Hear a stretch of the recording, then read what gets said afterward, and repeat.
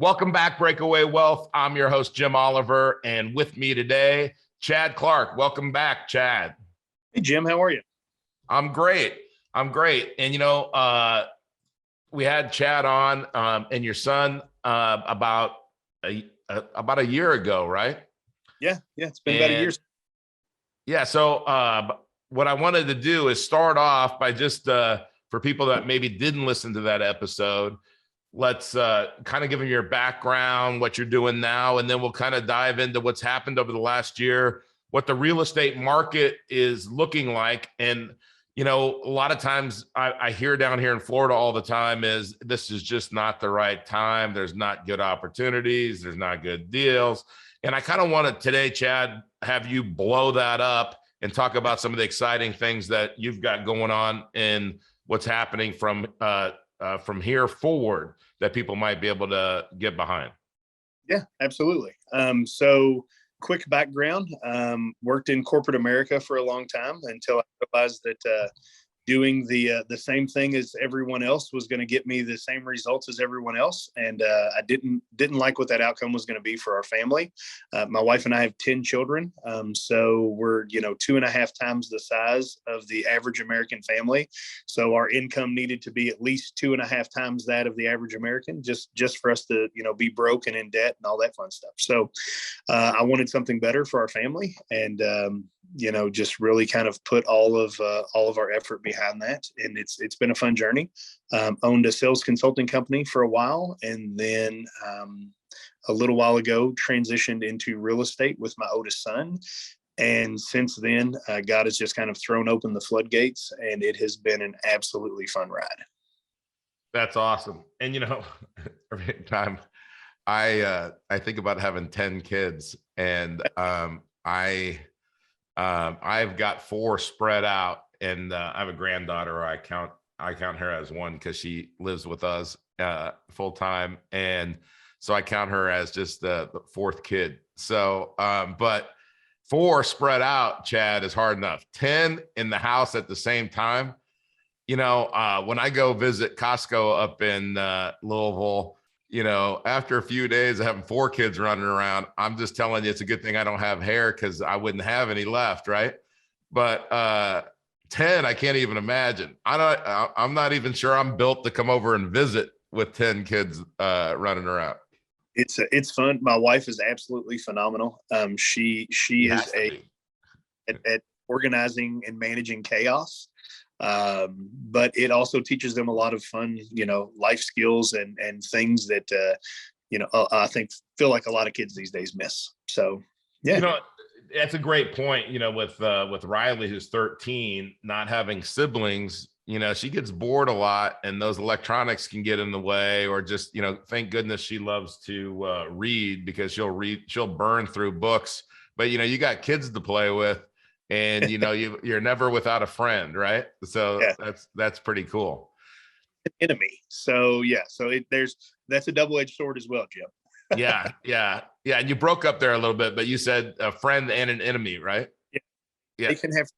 It depends. I had a friend of mine run the math, and he told me that there's something like 1.3 million different interpersonal dynamic opportunities with that many folks. And brother, someday it's all we can do to hold on. So yeah, I can imagine. I can't imagine when one of them gets sick and they just pass it through. You got to go through a month of colds or flu or whatever, and we're not getting into the other hype that's going around, because I'm not worried about that. I know you're not either. So we won't get political on this show, though. We talk about money.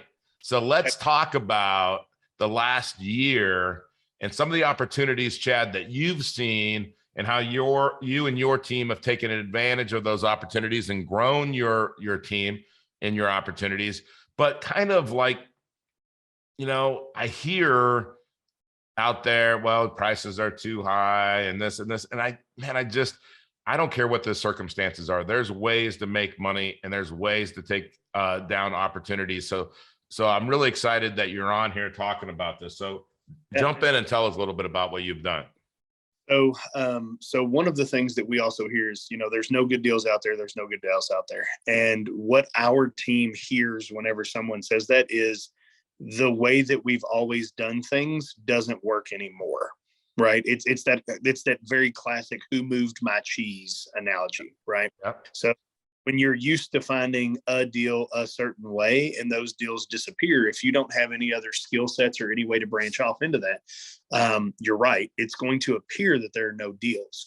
So what we've done really well is execute, learn, learn, and then continuously moving forward. And so when we started off, it was my son and I and a couple of partners, and we were doing, kind of small, one at a time, wholesale real estate deals. We were using investors to fund those deals and then moving forward on those. Since then, Jim, our team has grown to about 16 people now. We've got a full-time, construction crew, and we've got folks handling several different aspects of our business. And we now have branched out into, not just the wholesaling, but we do some actual flipping. We now own quite a bit of real estate ourselves.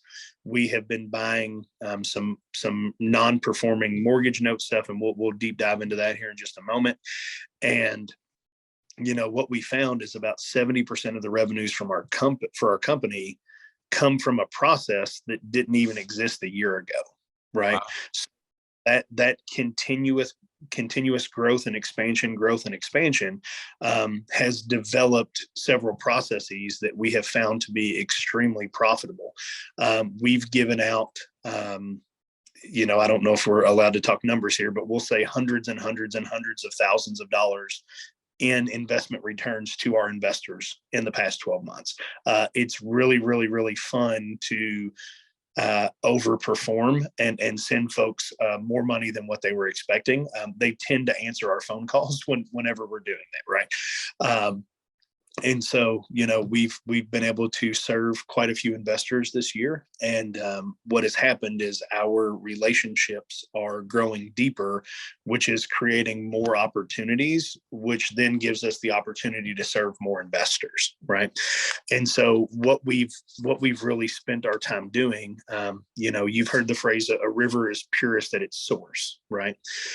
And so most people in the real estate space, they wait for pieces of real estate to get through certain gates before they start making their acquisition. Well, what we found is if we can get as far upstream in that process as possible, we can then create the deals. And because we're now vertically integrated, we can now realize all of those margins for ourselves and for our investors to take advantage of all those, right? So we are on the other side of the equation now, creating deals for those people who are looking to acquire them. And what that means for our investors is basically passive income gains, right? So there's several different kind of buckets that we have with our investors now.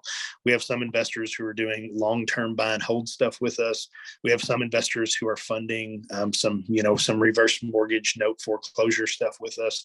We have some who are, a lot of them are professional people, and they just want a really high rate of return on their money, and they really don't care where it's applied. As long as the checks keep coming into them monthly, they could care less. And so through that, we've really kind of created and then solidified a lot of processes to serve a lot of folks. So, and yes, my son is still involved. He's actually finishing up some contracts and stuff right now for another investor, and that's why he's not on here with us. And it's been an absolute blast and a wild ride in the past 12 months. That's awesome. And I love your attitude, Chad, just as far as making the opportunities and figuring out where opportunities are. And it's always a good indication, or where you see a company where you said, hey, 70% of our revenues are coming from somewhere that they weren't coming from a year ago. And I think sometimes what happens with people is when we're trying to visualize where we're going in success, they get too rigid with those visions. And because I would tell you that I don't know where everything's going to be coming from in 5 years. 5 years ago, I didn't have a lot of the companies that I have now, or I had different companies that have been bought or sold, and the revenue sources looked a lot different. So, Tony Robbins says people overestimate what they can do in a year, but they underestimate what they can do in 10 years, right? Absolutely. And, I'm 56 years old, and I would tell you that 10 years, I'll just be getting warmed up. Now, I always say that I'm 56. What I call that, Chad, is halfway.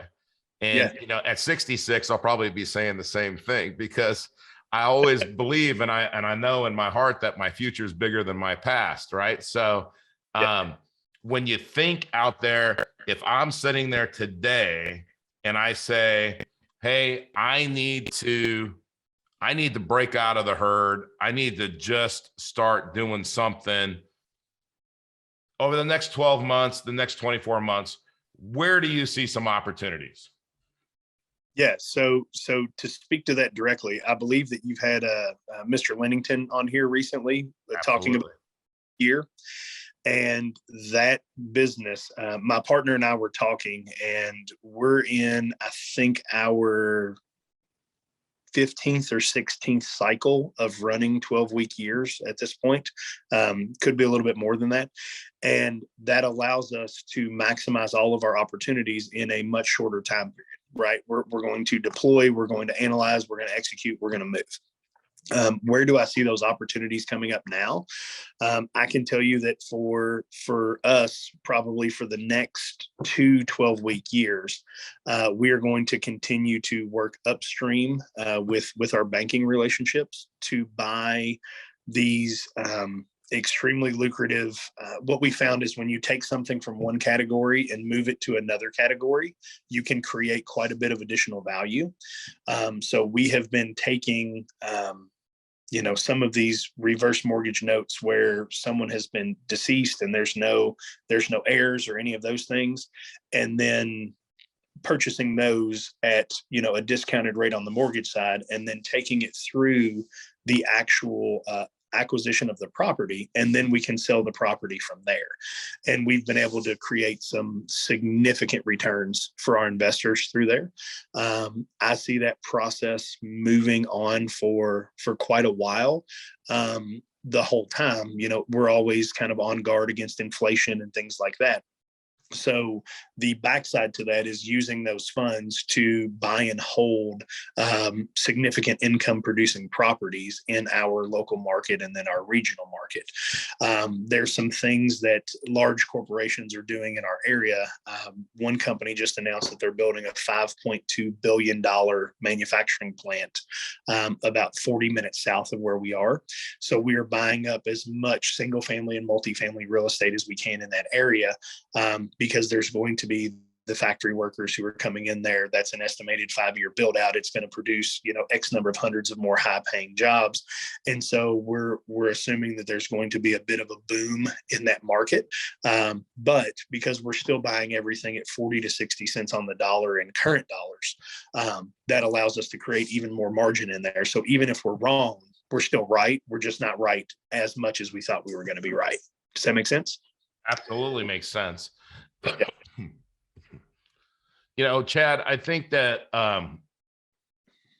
thing I really like about what you're doing is, again, you're hands-on.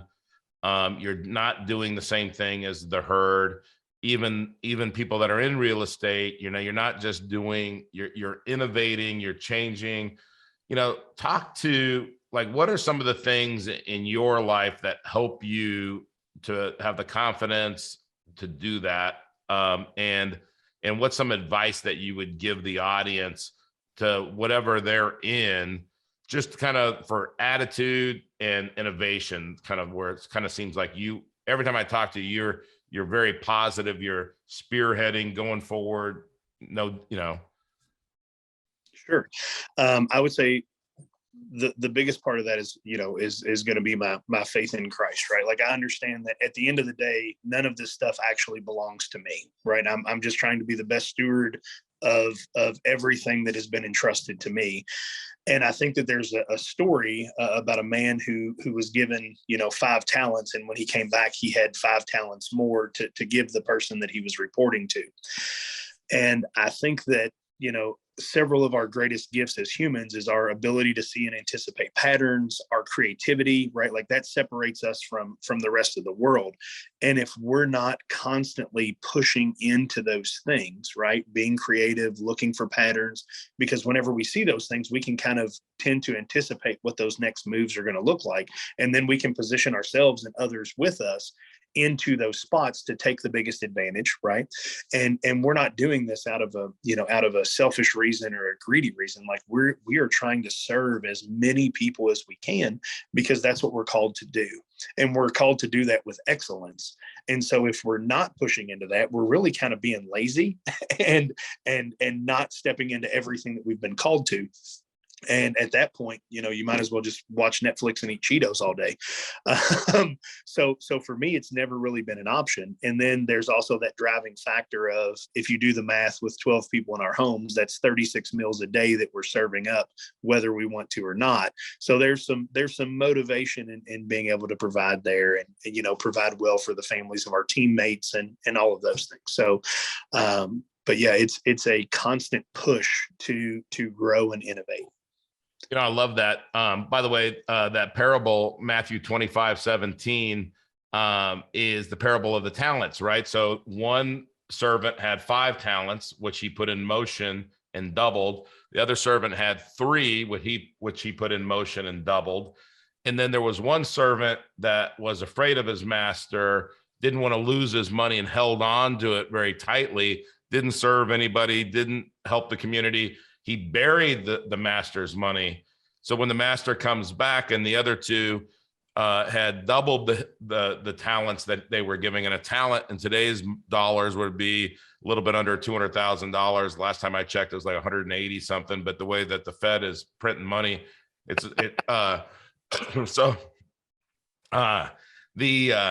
but he says to the servant that buried the money, he said, "You wicked and evil servant, the least you could have done is give it to the bankers to earn interest." The least you could have done. Now, bankers, Wall Street, same thing, right? Back in the day. So I love that parable. It's one of the ones that I can actually tell you what verse it is. But what that tells us is it's exciting to serve your community. It's exciting to serve others. And that's what we're called to do. And you're right. Like, again, I have no idea where Create Tailwinds is going to be 5 years from now. I just know we're going up. I know we're going to be more. I know we're going to serve more people in a better way. How's that going to look? I have no idea yet. And I love that you said that. So, Chad, I always like to have everybody share a book, and it can be anything. Share a book with us that if God came down from heaven and said, "Hey, Chad, I'm only going to let you retain the knowledge of one book that you've read in your life outside of the Bible," what book would you say, "I've got to keep this knowledge"? Oh, man. Put you on the spot. I thought you were going to give me 3. I had 3 prepared, but okay, you can do 3. I'm going to, God can do whatever he wants to do. So he's going to let you retain the knowledge of 3 books. How's that? 3 books. That's going to be Go Giver, Easy, Never Split the Difference, and Gates of Fire by Stephen Pressfield. Gates of Fire. Now you got one. Normally people don't slip one by me that I haven't read. So I'm going to have to read that one now. Highly recommend the George Goodell audio version. Okay. Some of the Greek names can be, for a slow guy like me, they can be a little challenging. But that's a wonderful audio version. I love that. You know what? It's funny you say that, because when I read the Old Testament with trying to read it, and then I listened to it, and I thought, oh, that was that word I was trying to say. So I totally understand where you're coming from. So I'm going to wrap it up with something, because you brought up the Greek words and stuff. But one of the last conversations I had with Nelson Nash, I think it was a day before he passed, he graduated from this world. is, and that's how he would say it. He'd say, Jim, one of these days I'm going to graduate from this world. And I can't do a great Southern accent. All my Southern clients and friends, I'm sorry. I miss his voice and the way he'd do that Southern drawl. If I had my buddy Justin Kraft here, he could do it perfect. But because that's just the way he talks. But is he said to me, I said, Nelson, this is like in March, in all confession here, Chad, I was already 20 days behind reading my Bible from cover to cover. And Nick Costco, he and I were doing it together. He was caught up. He's more disciplined than me. And I said, Nelson, I'm struggling with this Old Testament. And he said, I said, any advice on how to get through it? And, just this repetition, and I get it. And I'm ready to get onto the New Testament. And he goes, Jim, you have to understand the problem before you can understand the solution. The Old Testament is the problem. The New Testament is the solution. And in perfect Nelson form, that was perfect advice. I caught up. Again, full confession, I didn't make it through the whole Bible by the end of the year, but the next year I did. And but I love that advice that he would always give like that. And you have to understand the problem before you understand the solution, right? There's a lot of problems in our world right now, Chad. Financially, forget all this other stuff, but financially, inflation, everything else, there's a lot of problems.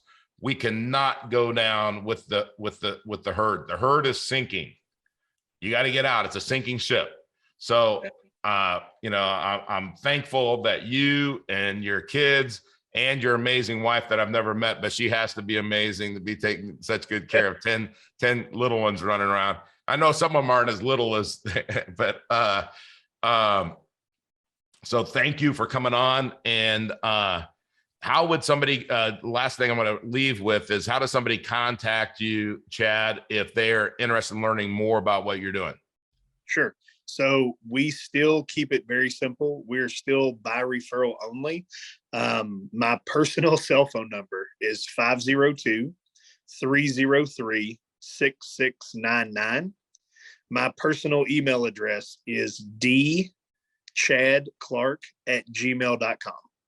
And it's that simple. There's no, we're not trying to be showy. We're not, Facebook, Instagram. We're not trying to, show a million people how to do this. That is not our game. We want to serve people and serve them extremely well, one at a time. And it has generated a lot of fun and a lot of it passive income for a lot of folks. So yeah. So thank you, Jim, for letting me be on here, brother. I really do appreciate it. Every time we get to talk, it's great. So thank you. Absolutely. It's my pleasure. And I look forward to having you on next time.